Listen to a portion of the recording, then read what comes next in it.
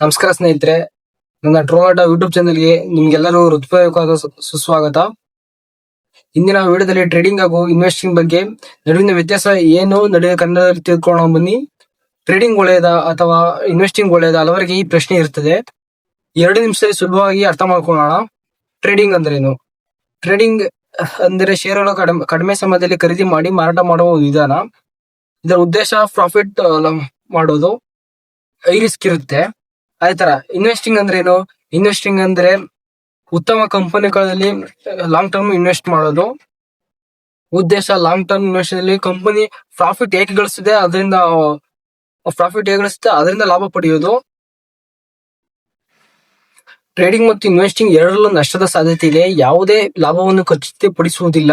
ಕಲಿತು ಅರ್ಥ ಮಾಡಿಕೊಂಡು ನಂತರವೇ ಮನಿ ಇನ್ವೆಸ್ಟಿಂಗ್ ಮಾಡಬೇಕು. ಈ ವಿಡಿಯೋ ನಿಮ್ಗೆ ಇಷ್ಟವಾದ್ರೆ ಲೈಕ್ ಮಾಡಿ, ಸಬ್ಸ್ಕ್ರೈಬ್ ಮಾಡಿ. ಮುಂದಿನ ವಿಡಿಯೋದಲ್ಲಿ ಮತ್ತೊಂದು ಟ್ರೇಡಿಂಗ್ ಟಾಪಿಕ್ ಬಗ್ಗೆ ನೋಡೋಣ. ಇದೇ ರೀತಿ ಯಾವುದೇ ನನ್ನ ವಿಡಿಯೋ ಬಗ್ಗೆ ನೋಡಿದ್ರೆ ಯಾವುದೇ ಕ್ವಶನ್ ಇದ್ರು ಸಹ ಕಮೆಂಟ್ ಮಾಡಿ, ನಾನು ಅದಕ್ಕೆ ರೆಸ್ಪಾನ್ಸ್ ಮಾಡ್ತೀನಿ. Thank you.